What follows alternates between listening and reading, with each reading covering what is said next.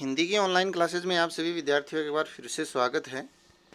कक्षा 9 में आज हम एक नया चैप्टर आरंभ करना चाहेंगे और हमारे चैप्टर की जो लेखिका है वो है मृदुला गर्ग। उनके जीवन परिचय के बारे में थोड़ा सा जान लेते हैं। जन्म उनका 1938 में हुआ था।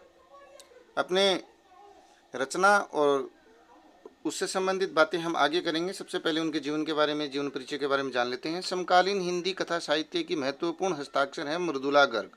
अच्छी कवयित्री हैं, लेखिका हैं। जन्म कोलकाता में हुआ था। उन्होंने दिल्ली विश्वविद्यालय से एमए किया अर्थशास्त्र विषय में। भारत के विभिन्न शहरों में रहने के बाद 1974 से दिल्ली में रह करके स्वतंत्र लेखन आरंभ किया। कथा साहित्य के अलावा उन्होंने अपने समय और समाज के सामाजिक जो समस्याएं हैं उन पर वैचारिक निबंध भी लिखे हैं।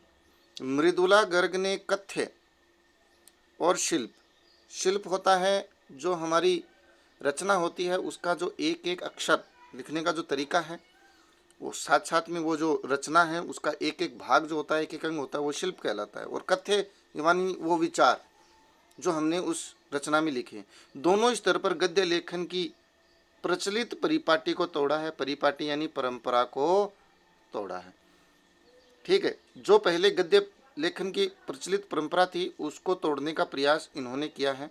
उनकी प्रमुख कृतियों पर चर्चा कर लेते हैं। उनकी प्रमुख कृतियां हैं उसके हिस्से की धूप, अनित्य, चितकोबरा, कठगुलाब, संगति विसंगति। ये 2 खंडों में संपूर्ण कहानियां हैं। ठीक है, रंग ढंग चुकते नहीं सवाल, ये निबंध संग्रह है इनका। तो ये रहा उनका जीवन परिचय और रचना परिचय। अब हम जानेंगे कि हमारा चैप्टर है वो क्या है, अध्याय का विषय क्या है, उसके बारे में हम जानेंगे। हमारा आज का चैप्टर है मेरे संग की औरतें और लेखिका है कौन? मृदुला गर्ग। अच्छी लेखिका है। इनके जीवन परिचय के बारे में अभी हमने जाना। यह एक नए प्रकार की शैली में लिखा हुआ संस्मरणात्मक गद्य है। संस्मरणात्मक गद्य क्या होता है? सबसे पहले होता है संस्मरण। संस्मरण का ये मतलब होता है सम्यक स्मरण। ठीक है, सम्यक यानी कुछ बीती हुई, स्मरण होते हैं यादें, हमारे जीवन की बीती हुई कुछ यादें। ठीक है, इससे पहले भी हमने जो एक चैप्टर पढ़ा था वो संस्मरणात्मक ही था। ठीक है, फणीश्वरनाथ रेणु का। लेखिका ने इस चैप्टर में बताया है कि परंपरागत तरीके से जीते हुए भी लीक से हटकर कैसे जिया जा सकता है। जिया हमने परंपरागत रूप से ही अपने घर में, लेकिन लीक से हटकर के हमने अपना जीवन कैसे आरंभ किया। यह पाठ ऐसी औरतों पर केंद्रित है। तो मृदुला गर्ग के जीवन में उसकी कुछ बहनें हैं, उसकी नानी हैं, ऐसी औरतें हैं जो परंपरागत रूप से तो जीवन जीती हैं लेकिन लीक से हट करके वो कैसे जीती हैं इसका वर्णन उन्होंने किया है। तो चलिए फिर प्रारंभ करते हैं अपना चैप्टर मूल भाग। तो हमारे चैप्टर का नाम है मेरे संग की औरतें। लेखिका है मृदुला गर्ग। कृतिका बुक चल रही थी हमारी, उसी कृतिका बुक का चैप्टर नंबर 2 है। और लेखिका लिखना आरंभ करती हैं कि मेरी एक नानी थी।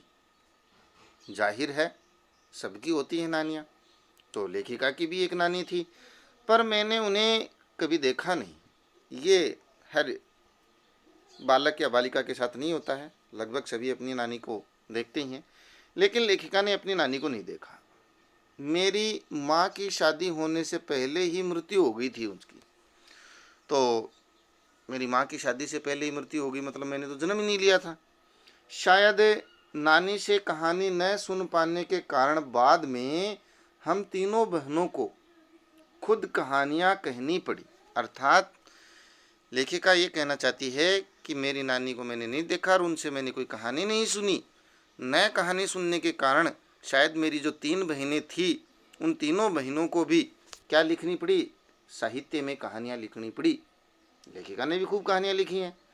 नानी से कहानी भले न सुनी हो, नानी की कहानी जरूर सुनी और बहुत बाद में जाकर उसका असली मर्म समझ में आया। देखिए ये क्या चीज़ है।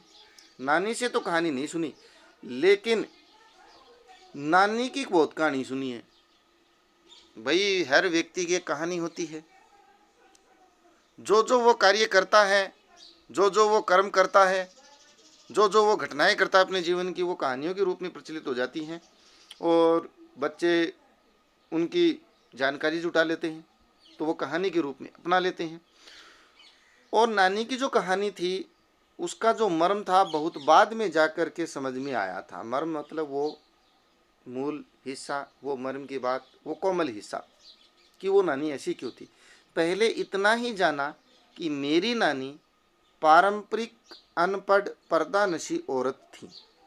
सबसे पहले तो हमने इतना ही जाना कि मेरी नानी परंपरागत रूप से वो औरत थी जैसा कि बाकी औरतें होती हैं, पर्दा करने वाली अनपढ़ औरत थी। पर्दानशी यानी पर्दा करने वाली, ठीक है, अनपढ़ औरत थी, जिनके पति शादी के तुरंत बाद उन्हें छोड़कर बैरिस्ट्री पढ़ने विलायत चले गए थे, फॉरेन चले गए थे, विदेश चले गए थे। बैरिस्ट्री वकालत को कहते हैं। वकालत यानी वकील बनने के लिए मेरी नानी के पति शादी के तुरंत बाद विदेश चले गए थे। कैम्ब्रिज विश्वविद्यालय से डिग्री लेकर के जब वे लौटे और विलायती रीति रिवाज के संग जिंदगी बसर करने लगे तो नानी के अपने रहन सहन पर उसका कोई असर नहीं पड़ा। ये भी अच्छी बात है भाई। कैम्ब्रिज विश्वविद्यालय से मेरे नाना जी हैं, वो डिग्री लेकर के लौटे और विदेशी तौर तरीकों से, रीति रिवाज मतलब तौर तरीकों से रहने लगे, जिंदगी गुजारने लगे, लेकिन नानी के अपने रहन सहन में कोई प्रभाव ही नहीं पड़ा। न उन्होंने अपनी किसी इच्छा, आकांक्षा या पसंद नापसंद का इजहार करना, बताना पति पर कभी किया। तो मेरी नानी ने कभी भी अपनी इच्छा, अनिच्छा, आकांक्षा, भावनाएं कभी भी मेरे नाना के लिए नहीं रखी, मेरे नाना के सामने नहीं कही। मेरे नाना अपनी विदेशी ज़िंदगी जी रहे थे और मेरी नानी वो पर्दा करने वाली वैसी ज़िंदगी जी रही थी।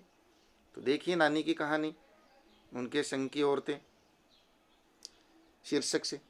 पर जब कम उम्र में नानी ने खुद को मौत के करीब पाया, ये देखिए कहानी, घटना, मेरी नानी की विशेषता यहाँ से आरंभ होती है। जब मेरी नानी की कम उम्र में ही मौत होने वाली थी, मृत्यु होने वाली थी, उन्होंने स्वयं को मृत्यु के करीब पाया, तो 15 वर्षीय इकलौती बेटी, उनकी बेटी थी 15 साल की, यानी मेरी माँ, मृदुला गर्ग की माँ, उसकी शादी की फिक्र ने इतना डराया कि वे एकदम मुंह जोर उठी। मुंह जोर मतलब मुंह फट, एक प्रकार से मुखर जिसे बोल सकते हैं। मुंह जोर यानी मुखर, जो चुप नहीं रह सकता है, तो वो चुप नहीं रह सकी। जब उनको अपनी 15 वर्षीय बेटी की शादी की चिंता सताने लगी और उसे पता चला कि मेरी मृत्यु तो निकट है, तो उन्होंने चुप रहना सही नहीं समझा। नाना से उन्होंने कहा कि वे पर्दे का लिहाज छोड़कर उनके दोस्त, यानी नाना के दोस्त, स्वतंत्रता सेनानी प्यारेलाल शर्मा से मिलना चाहती है। देखो, पर्दा करती है उनकी नानी, घूंघट करती है, लेकिन मृत्यु के निकट आने पर उन्होंने कहा कि मैं पर्दे को छोड़ करके नाना जी के परम मित्र स्वतंत्रता सेनानी प्यारेलाल शर्मा से मिलना चाहती। सब दंग और हैरान कि ये क्या भाई, जिस औरत ने आज तक पर्दा नहीं उठाया, घूंघट नहीं उठाया, वो आज एक स्वतंत्रता सेनानी से मिलना चाहती हैं जो कि नाना के दोस्त हैं, ढंग से नाना से बात नहीं की। सब दंग और हैरान रह गए। जिस पर्दानशी औरत ने पराई मर्द से तो क्या, खुद अपने मर्द से मुंह खोलकर बात नहीं की कभी जीवन में, आखिरी वक्त में अजनबी से क्या कहना चाह सकती हैं। ये सभी के लिए आश्चर्य का विषय था कि जिसने आज तक अपने पति से मुखर होकर के कोई बात नहीं कही, वो आज एक अजनबी व्यक्ति से क्या कहना चाहती हैं, आश्चर्य का विषय था। पर नाना ने वक्त की कमी और मौके की नज़ाकत की लाज रखी कि भाई अब मृत्यु निकट व्यक्ति की बात को पूरा कर दें, क्या दिक्कत है, यही मौके की नज़ाकत होती है। वक्त की कमी थी तो उन्होंने लाज रख ली और प्यारेलाल शर्मा जी को उनके सामने पेश कर दिया। सवाल जवाब में वक्त बर्बाद करने के बजाय फौरन जाकर दोस्त को लिवा लाए कि आइए दोस्त, मेरी बीवी आपसे कुछ बात करना चाहती है, और बीवी के हुजूर में पेश कर दिया, बीवी के सामने पेश कर दिया कि लीजिए भाई, कीजिए बात, क्या कहना चाहती है मेरी पत्नी आपसे। अब जो नानी जी ने कहा वो देखिए क्या कहती हैं विशेष रूप से। वह और भी हैरत अंगेज था, आश्चर्यचकित कर देने वाला। हैरत अंगेज मतलब आश्चर्यचकित कर देने वाला, आश्चर्य पैदा करने वाला। नानी जी जो कहा, उन्होंने कहा प्यारे लाल जी से कि वचन दीजिए मुझे कि मेरी लड़की के लिए वर आप तय करेंगे। मेरी बेटी जो है 15 साल की, यानी लेखिका की माँ, उसकी शादी के समय पति आप ढूंढेंगे। मेरे पति तो साहब हैं। नानी कहती है कि मेरे जो पति हैं वो तो बैरिस्टर हैं, वकील हैं, साहब है, फॉरेन में पढ़े हुए हैं, और मैं नहीं चाहती कि मेरी बेटी की शादी साहबों के फरमाबरदार से हो। ठीक है, यहाँ फरमाबरदार क्या है भाई? लेखिका की नानी क्या कहती है कि मैं नहीं चाहती कि मेरी बेटी की शादी साहबों के फरमाबरदार। फरमाबरदार होता है आज्ञाकारी, मतलब अपने साहब से आज्ञा लेकर काम करने वाले। ठीक है, तो वो नहीं, नानी चाहती है कि मेरी बेटी की शादी ऐसे साहबों के फरमाबरदार, मतलब बड़े साहबों की आज्ञा लेकर के काम करने वाले किसी दूसरे साहब जैसे व्यक्ति से हो। ऐसा मैं नहीं चाहती। मैं नहीं चाहती कि मेरी बेटी की शादी किसी साहब से हो। आप अपनी तरह आज़ादी का सिपाही ढूंढकर उसकी शादी करवा दीजिएगा। ये है मेरी अंतिम इच्छा कि मेरी बेटी की शादी किसी बड़े साहब से, पढ़े लिखे से नहीं होनी चाहिए। मेरी बेटी की शादी किसी आज़ादी के सिपाही से करवाओ ढूंढ करके। अब देखो नानी के मन में देश की आज़ादी के प्रति, स्वतंत्रता सेनानियों के प्रति इतना मान सम्मान कहाँ से पड़ा था मन में, पता ही नहीं है। जो घूंघट निकाल के रहती हैं, परंपरागत रूप से रहती हैं, उनके ही मन में इस प्रकार के भाव होना आश्चर्य है। कौन कह सकता था कि अपनी आज़ादी से पूरी तरह बेखबर उस औरत के मन में देश की आज़ादी के लिए ऐसा जुनून होगा? ये तो किसी ने सोचा भी नहीं था कि जो खुद अपनी आज़ादी नहीं पा पाई ढंग से, पूरे जीवन भर घूंघट में रही, पति से कुछ ढंग से बात नहीं की, आज़ादी नहीं पाई, वो देश की आज़ादी से संबंधित ऐसे विचार रखती है। तो यही तो हमारी रचना का, हमारे इस चैप्टर का मूल विषय है, मेरे संग की औरतें। और औरतें भी कैसी, विशिष्ट, नए तरीके का लेखन है। बाद में मेरी समझ में आया कि दरअसल वे निजी जीवन में काफ़ी आज़ाद ख्याल रही होंगी। जब नानी की ये बातें सुनी और समझी, तब मेरे समझ में आया कि वो निजी जीवन में आज़ाद ख्याल वाली औरत थी। उसने अपने तरीके से स्वतंत्र जीवन जिया, पति ने अपने तरीके से स्वतंत्र जीवन जिया, साहब बन करके। ठीक है, उन्होंने नाना की जिंदगी में कोई दखल नहीं दिया, न उसमें साझेदारी की। भाई ये बहुत अच्छा है कि उन्होंने नाना यानी अपने पति के जीवन में, जिंदगी में कोई भी दखल नहीं दिया, बिल्कुल नहीं दिया था, और न उसमें साझेदारी की, खुद शामिल हुई, पर अपनी ज़िंदगी को अपने ढंग से जीती ज़रूर रही। यही तो मैंने पहले बताया कि नाना अपनी ज़िंदगी जी रहे हैं विलायतियों वाली, और नानी अपनी ज़िंदगी जी रहे हैं, तो आज़ाद ख्याल तो है ही। पारंपरिक घरेलू उबाऊ और खामोश जिंदगी जीने में आज के हिसाब से क्रांतिकारी चाहे कुछ न रहा हो, पर दूसरे की तरह जीने के लिए मजबूर न होने में ही क्या होती है असली आज़ादी। कुछ असली आज़ादी कुछ ज़्यादा ही थी। हाँ, ये भी सही बात है। यही मैंने बताया कि पारंपरिक रूप से, घरेलू रूप से खामोश ज़िंदगी जीने में लोग कह देंगे आज के समय में कि ये कौन सी आज़ादी हुई, लेकिन ये जो घरेलू पारंपरिक ज़िंदगी है उबाऊ, उसमें दूसरों को शामिल न करना भी तो आज़ादी है। वो भी अपने तरीके से ज़िंदगी जीना भी तो असली आज़ादी है। ये भी बिल्कुल आज़ादी है। हम किसी को कहते हैं ऐसा करना वैसा करना, इससे तो अच्छा है कि हम अपने तरीके से जीवन जी रहे हैं, न दूसरों को प्रभावित कर रहे हैं, न खुद हो रहे हैं। तो खुद को न प्रभावित करना दूसरों के तरीके से, ये भी एक प्रकार की क्या है, आज़ादी ही कहलाती है।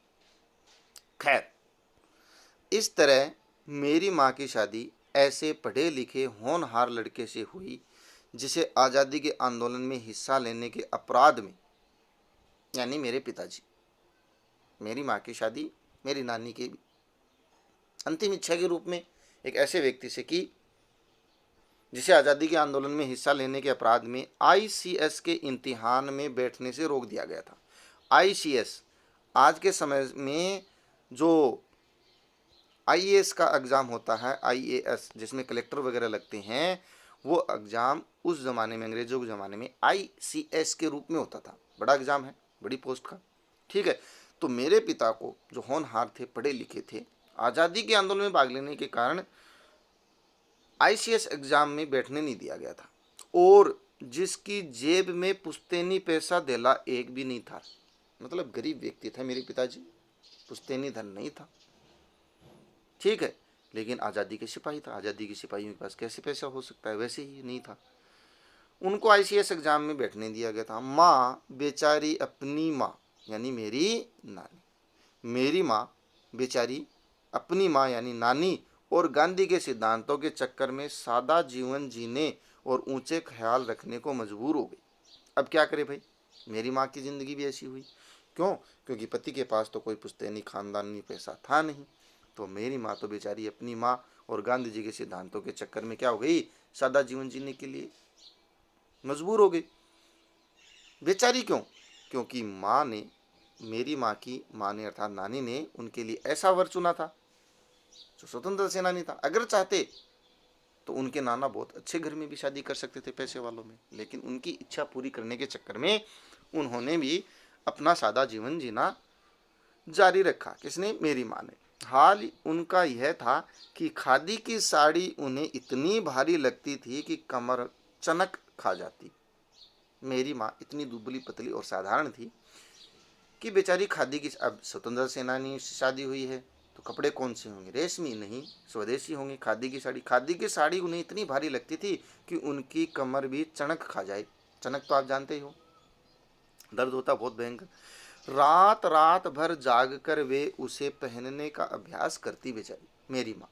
क्या करती? पहनना पड़ेगा, जिससे दिन में शर्मिंदगी न उठानी पड़े लोगों के सामने कि बहू को साड़ी भी नहीं पहननी आती, खादी की साड़ी नहीं पहननी आती, इसलिए रात रात भर प्रैक्टिस करती। वे कुछ ऐसी नाजुक थी मेरी माताजी कि उन्हें देखकर उनकी सास यानी मेरी दादी, मृदुलागर की दादी, मेरी माँ की सास यानी मेरी दादी ने कहा था मेरी माँ के बारे में, जो इतनी नाजुक थी, कि हमारी बहू तो ऐसी है कि धोई पोंछी और छींके पर टांग दी, इतनी कोमल नाजुक कमज़ोर है कि चाहे धो पोंछ करके छींके पर टांग दो। गनीमत यही थी कि किसी ने उन्हें छींके पर से उतारने की पेशकश ही नहीं की। अर्थात मेरी माँ को कोई विशेष काम करवाना, जोर का काम करवाना, मेहनत का काम करवाना या कोई जिम्मेदारी महत्वपूर्ण देना, ऐसा काम नहीं किया। मानो उसे छींके पर ही टांग दिया गया था, अलग ही रख दिया गया था। ठीक, क्यों नहीं की? इसकी दो वजह थी। उनके साथ ऐसा व्यवहार क्यों किया गया, इसकी दो वजह थी। पहली यही कि हिंदुस्तान के तमाम वासिंदों की तरह उनके ससुराल वाले भी साहबों से खासे अभिभूत थे। अभिभूत यानी प्रभावित थे। क्या थे? प्रभावित। तो हिंदुस्तान के बाकी वासिंदे यानी लोग, बाकी लोगों की तरह मेरी माँ के ससुराल वाले भी साहबों से ज़्यादा प्रभावित थे। और साहब कौन थे? मेरे पिताजी, पैसे वाले थे, और मेरे नाना पक्के साहब माने जाते थे। बस जात से वे हिंदुस्तानी थे, बाकी चेहरे मोहरे, रंग ढंग, पढ़ाई लिखाई सब में वो अंग्रेज थे, अंग्रेजी बोलते थे, अंग्रेजी सूट बूट पहनते थे। उनसे प्रभावित होने के कारण मेरी माँ को कोई कुछ नहीं कहता था। मज़े की बात यह थी कि हमारे देश में आज़ादी की जंग लड़ने वाले ही अंग्रेज़ों के सबसे बड़े प्रशंसक थे। मज़े की बात तो ये है ना, हमारे क्रांतिकारी कुछ लोग अंग्रेज़ों से लड़ रहे हैं आज़ादी के लिए, लेकिन अंग्रेज़ों से बहुत ज़्यादा प्रभावित हैं, प्रशंसक हैं। गांधी, नेहरू हों या मेरे पिताजी के घर वाले, ये सब साहबों अंग्रेज़ों से प्रभावित थे। खुद गांधी, नेहरू भी उनसे प्रभावित थे। भले लड़का आज़ादी की लड़ाई लड़ता रहे,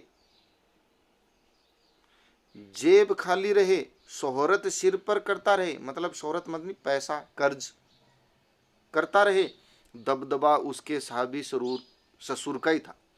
चाहे मेरे पिताजी आज़ादी की लड़ाई लड़ते जेब खाली कर दे और कर्जा सिर पर कर ले, लेकिन दबदबा प्रभाव, दबदबा यानी प्रभाव किसका था? साहबी ससुर का ही था, यानी मेरे पिताजी के ससुर यानी मेरे नाना जी का ही था, जो पहले से साहबी जीवन जी रहे थे।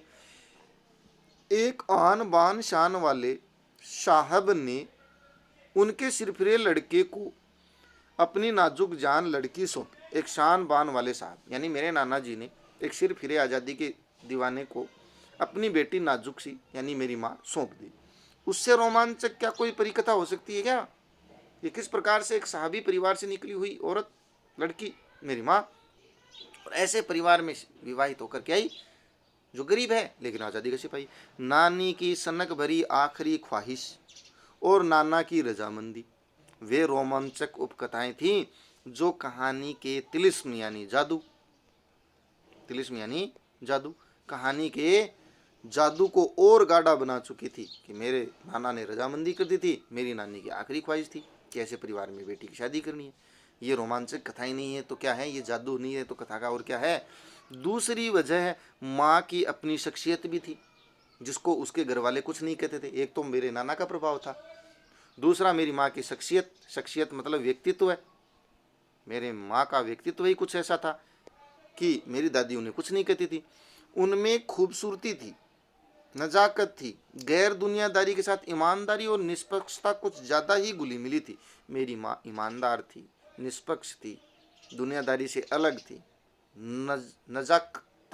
नजाकत लिए हुई थी, खूबसूरत थी। वे परी जात से कम जादुई नहीं मालूम पड़ती थी, परी जात परियों की तरह थी, परियों की तरह थी मेरी माँ, परी की तरह।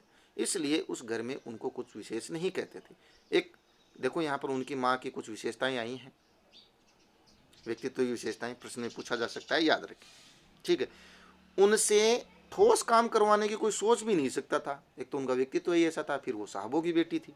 हाँ, हर ठोस और हवाई काम के लिए उनकी जबानी राय जरूर मांगी जाती थी। इतना प्रभाव जरूर था कि कोई भी ठोस और प्रभावी काम होता था तो मेरी माँ से राय जरूर मांगी जाती थी और पत्थर की लकीर की तरह उसे निभाई भी जाती थी। मेरी माँ की वो राय मानी भी जाती थी, पूछना ही नहीं, पत्थर की लकीर की तरह उस राय को माना भी जाता था। ये था मेरी माँ का प्रभाव, ये था मेरी माँ का व्यक्तित्व है, जो किस प्रकार से इस घर में आई बहू बन करके और किस प्रकार से उनका प्रभाव था। तो आज का वीडियो ज़्यादा लंबा न बने, इसका एक और पार्ट लेकर के आएंगे। तो आज की वीडियो में बस इतना ही, मिलते हैं नए वीडियो के साथ, तब तक के लिए आप सभी का बहुत बहुत धन्यवाद।